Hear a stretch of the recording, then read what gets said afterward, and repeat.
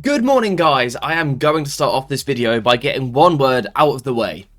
Rebuild. It's all we've been talking about recently, and of course recently we've been talking about players that United could sell from the club to raise some money, but also players that Manchester United should be targeting this year. However, I think it's time that we take a step back from this, and rather looking at individual players and specific targets, I think we should take a more broader view of this and actually look at the profiles of player that Manchester United need this year. Because for me personally, when you watch United play, there are very obviously certain characteristics and certain profiles that are missing in the team, but also when you look at this from a statistical point of view, it sort of backs it up. There are things that Ruben Amorim clearly wants in his squad, and to put it bluntly, currently he doesn't have them. So the first area that we are going to start is in the defence, because of course United play quite a different shape to what most other teams do. Normally teams are playing with a back four, whereas United are in a back three. And that does change, of course, what you need in your back line. Normally, if you play with a back four, you're going to have two fullbacks and two centre-backs. This means for the centre-backs, of course, they can still sometimes be dragged into wider areas, but largely they're going to do more of their defensive work in the middle of the pitch because they've got their fullbacks there to help them. However, when we change to a back three, the fullbacks become wing-backs, which means they play a little bit higher up the pitch. Particularly in possession, these guys go really high.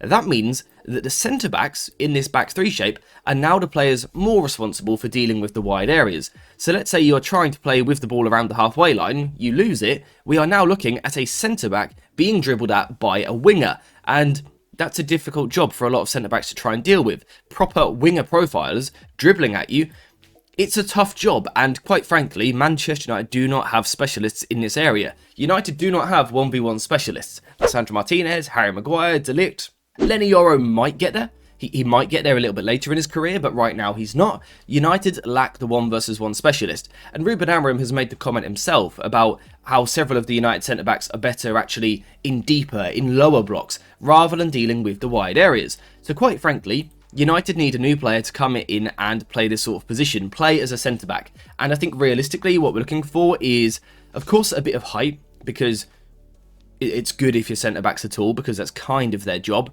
But I think we're looking for someone who is quite athletic, someone who has got good acceleration, and realistically, once again, we are looking for that sort of ground-eating profile, someone who can eat up 20 yards to quickly catch up with a winger and put the tackle in. We're looking for a 1v1 specialist. Now, today we are not going to talk specifically about who that player could be, but maybe you guys could let me know some ideas in the comments down below. But certainly that's a profile that United need. Currently we lack the 1v1 specialist in the defence, and we need one.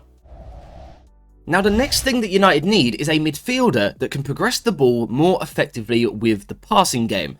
Now why do I say that? Well, Manchester United are currently 7th in the Premier League for possession this season. That means that when you dominate the ball, quite often teams sit a little bit deeper. The problem is, when teams sit deeper, the players are closer together. The players are closer together, that means the play is more compact. Defensively, you know, it's going to be more difficult to play through this.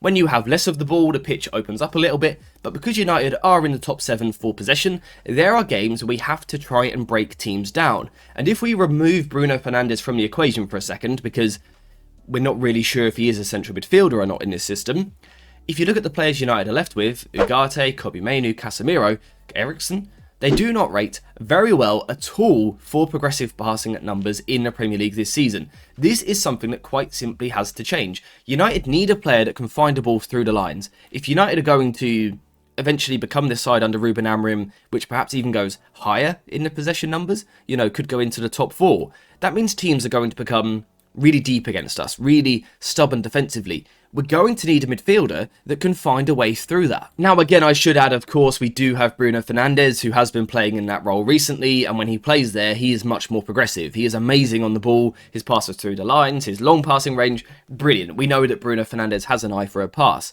But in terms of the future of this United team, I think there's a bit of a split. I think 50% of people think Bruno Fernandes is a central midfielder.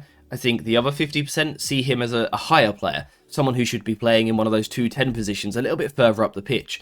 So that's why for today I've taken Bruno Fernandes out of it. Like I said, you look at Kobbie Mainoo, Ugarte, Eriksen, Casemiro. They are not players that effectively, or consistently I should say, progress the ball through the lines to really ask questions of the opposition. And the problem this creates is you get the ball in this area, You pick it up, you get your head up, you have a look, you see all these defenders in a really compact position, and quite frankly, these players themselves don't back their own ability or don't have the eye for the pass to actually play through the lines. If you can't play through the lines, you're going to play sideways or backwards. And when we consider we've got players in other positions that do that as well, a conversation for another day, but other players that do that as well, it means United get stuck in these situations where we sort of pass the ball around the back here, but lack the penetration through the middle of the pitch. This is why Bruno Fernandes has been playing deeper in recent weeks to provide us with something, but if we take that out, we do not have a midfielder that progresses the ball consistently with passing, and basically, we need one this summer.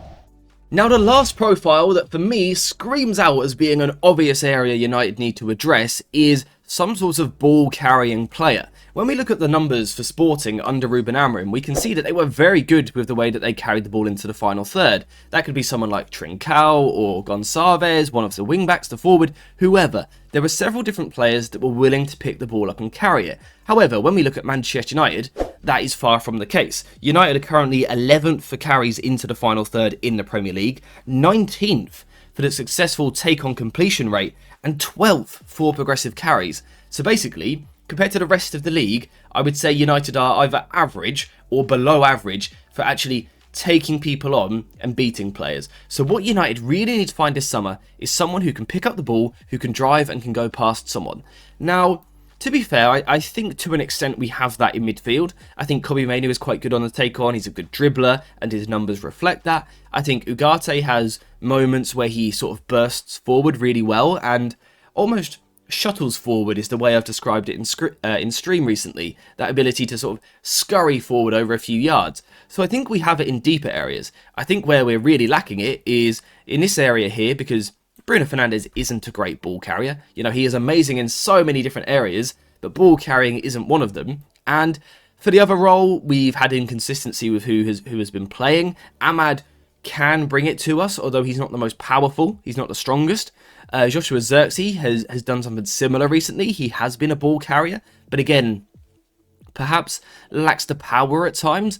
Regardless, United need to find a profile somewhere on this football pitch that can actually pick the ball up, drive with it, and take players on. Because for me, ball carriers and dribbling specialists are basically a cheat code in football. Why is that? Well, so many teams these days are tactically incredibly well drilled. They might go for a man-for-man press all over the pitch, or they might mark you zonally. However they do it, they're going to have a structure, and it's difficult to play through a structure. But one player can change things. Someone that can pick the ball up.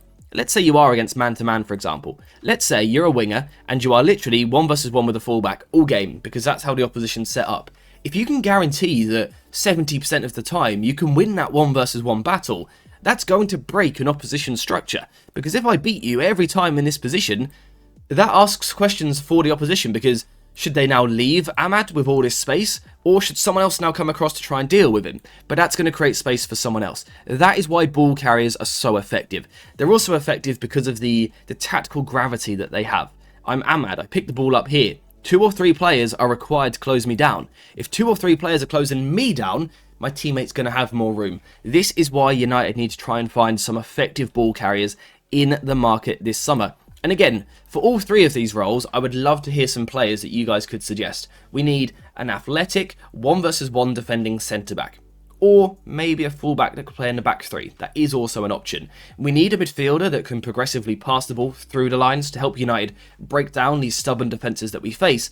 But also in these games which can be a little bit transitional, or again against deep defences, we do need a ball carrier. So I would love to hear some different suggestions in the comments down below, and then perhaps another day we will come back, revisit this, and maybe, just maybe, I'll go through my favourite comments and put them in the video. So drop some comments down below, let me know what you think. But apart from that, we are finished for today. So thank you guys very much for watching. I hope you have enjoyed this video. Hopefully you've got a slightly better idea, not of the player that we need, but the profile that we need at Manchester United. But yeah, apart from that, I'll see you in the next one.